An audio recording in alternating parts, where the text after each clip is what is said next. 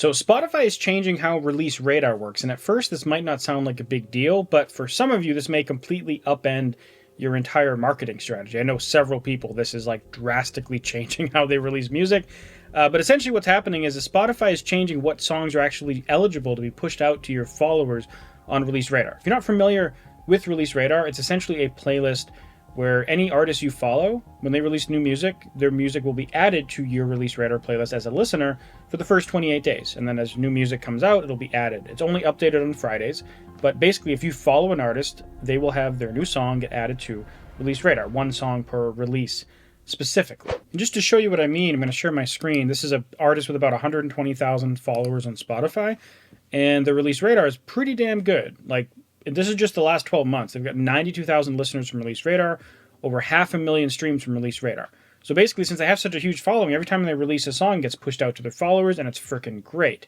Now, that's where the story starts to get interesting, because this artist actually had the same problem, or they're releasing music in a way that the change to Release Radar is going to cause severe problems moving into the next year. And I want to give a shout out to Maxime here. I'm assuming I'm pronouncing that correctly, but Maxime Lavoie from our community, super active member of the Generic Studios community, which if you want to join that, it's free to join. If you have any of our courses, like my Spotify course, YouTube course, whatever, you're already in the community because this is where we host our courses. You can join for free and hang out and ask questions and help other artists as well. But he posted this back mid-December, so probably by the time you're seeing this, probably about a month ago. But let me walk you through this. I think it'll be more dramatic if I walk you through it in the way that I learned about it. It'll also make more sense.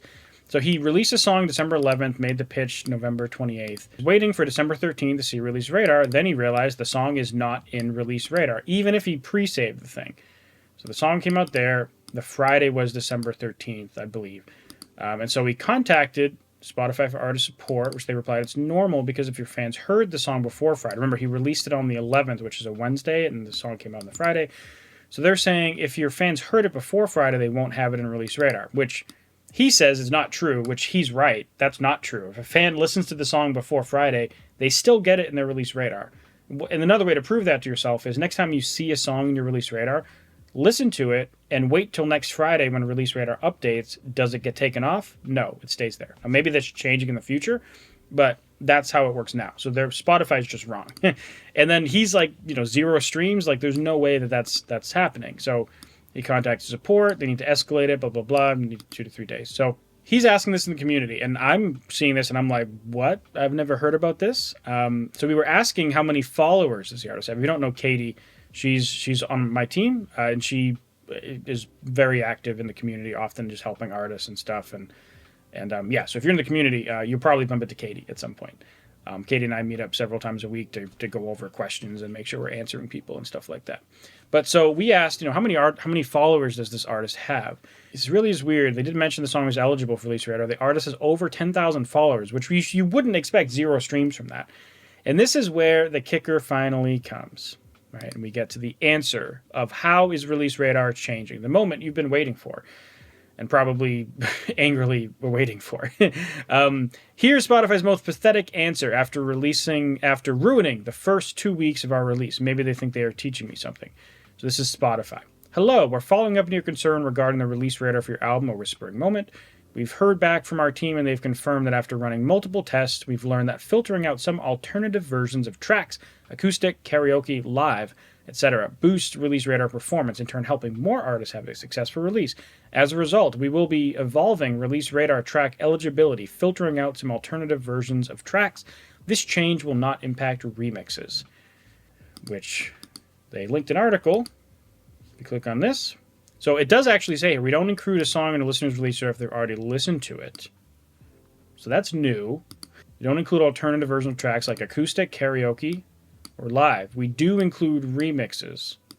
Each listener gets one song. So a lot of this is the same, but if they've listened to it, they're going to take it away. And if it's certain other versions. So keep in mind, this is a pretty massive change. Like the fact that they're going to take it away after a listener has listened to it, that alone is a big change. That has never been the case.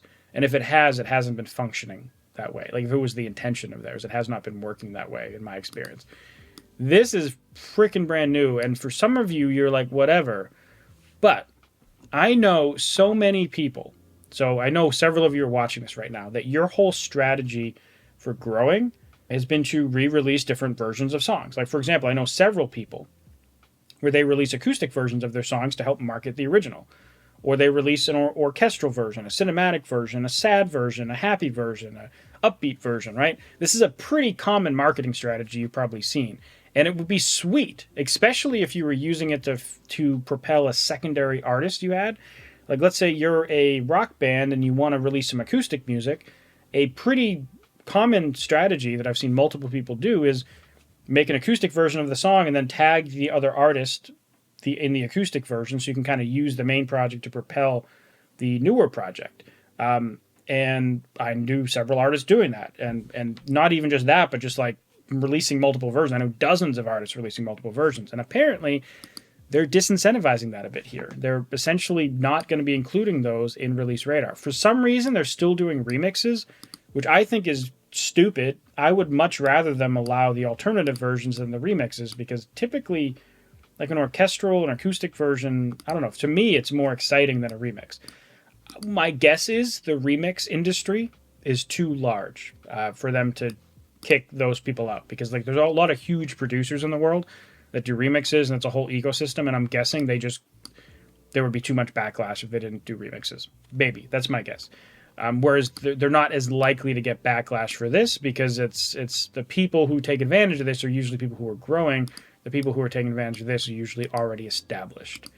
My guess, might be wrong, might be a little conspiracy theory-esque of me to say something like that, but that's just intuitively that was what stuck in my head. So I'm kind of thinking out loud for that. But yeah, that's the change. So if your strategy is revolved around re-releasing alternative versions of songs to get more love from your existing fan base, obviously your fans might still love it, and your social media audience and your email list might still love it and go check it out. But if Release Radar has been the reason you've been doing those versions, basically Spotify just gave a big fuck you to anyone that has been doing that. So plan accordingly, right?